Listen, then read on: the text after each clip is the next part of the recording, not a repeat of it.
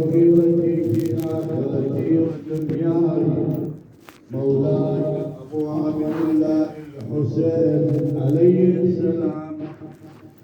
السلام عليك يا أبا عبد الله، السلام عليك يا ابن رسول الله، السلام عليك يا خيرة الله وابن خيرته، السلام عليك يا ابن أمير المؤمنين وابن سيد الوصيين، السلام عليك يا ابن فاطمة سيدة نساء العالمين، السلام عليك يا ثار الله وابن ثاره والوتر الموتور، السلام عليك وعلى الأرواح التي حلت ببنائك، عليكم مني جميعا سلام الله أبدا ما بقيت وبقي الليل والنهار.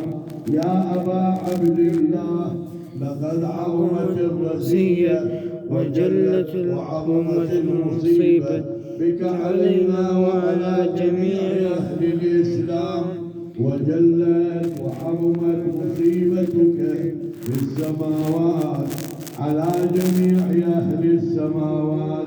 فلعن الله أمة أسست أساس الظلم والجور عليكم أهل البيت، ولعن الله أمة دفعتكم عن مقامكم وأزالتكم عن مراتبكم التي رتبكم الله فيها، ولعن الله أمة قتلتكم، ولعن الله الممهدين لهم بالتمكين من قتالكم. برئت إلى الله وإليكم منهم ومن أشياعهم وأتباعهم وأوليائهم. يا أبا عبد الله، إني سلم لمن سالمكم وحرب لمن حاربكم إلى يوم القيامة. ولعن الله آل زياد وآل مروان، ولعن الله بني أمية قاطبة، ولعن الله ابن مرجانة، ولعن الله عمر بن سعد، ولعن الله شمرة، ولعن الله أمة أسرجت وألجمت وتنقبت لقتالك.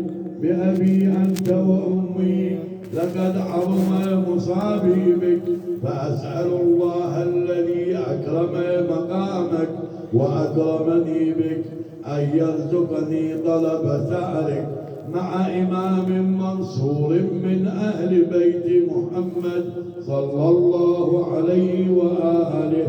اللهم اجعلني عندك وجيها بالحسين عليه السلام في الدنيا والآخرة.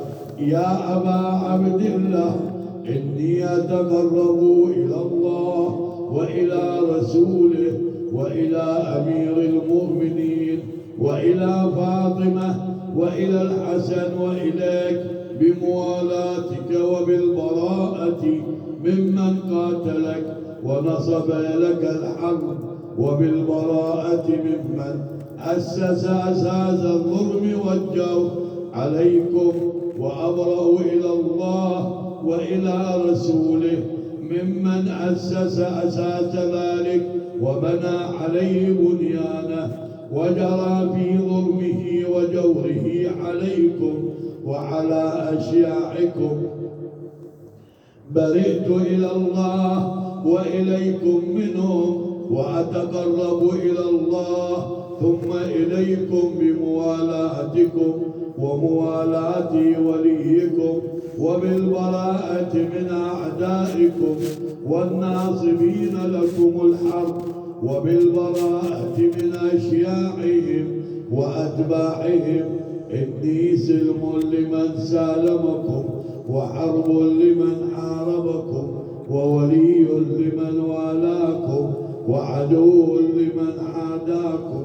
فأسأل الله الذي أكرمني بمعرفتكم ومعرفة أوليائكم ورزقني البراءة من أعدائكم أن يجعلني معكم في الدنيا والآخرة، وأن يثبت لي عندكم قدم صدق في الدنيا والآخرة، وأسأله أن يبلغني المقام المحمود لكم عند الله، وأن يرزقني طلب ثاري مع إمام هدى ظاهر ناطق بالحق منكم، وأسأل الله بحقكم وبالشأن الذي لكم عنده أن يعطيني بمصابي بكم أول ما يعطي مصابا بمصيبته مصيبة ما أعظمها وأعظم رزيتها في الإسلام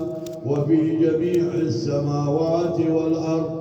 اللهم اجعلني في مقامي هذا ممن تناله منك صلوات ورحمة ومغفرة.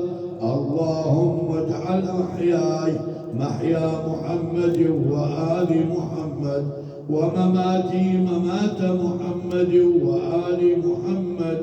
اللهم إن هذا يوم تبركت به بنو أمية وابن هاكلة الأكباد اللعين ابن اللعين على لسانك ولسان نبيك صلى الله عليه وآله في كل موطن وموقف وقف فيه نبيك صلى الله عليه وآله. اللهم العن أبا سفيان ومعاوية ويزيد بن معاوية عليهم منك اللعنة أبد الآبدين.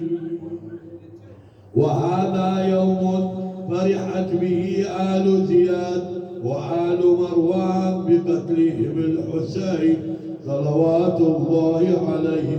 اللهم فضاعف عليهم اللعن منك والعذاب الأليم.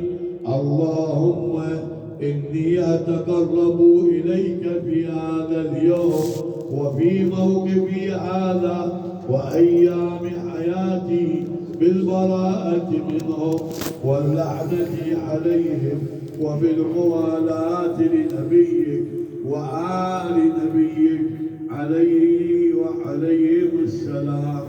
اللهم العن أول ظالم ظلم حق محمد وآل محمد وآخر تابع له على ذلك. اللهم العن العصابة التي جاهدت الحسين عليه السلام وشايعت وبايعت وتابعت على قتله. اللهم العنهم جميعا. السلام عليك يا أبا عبد الله وعلى الأرواح التي حلت ببنائك.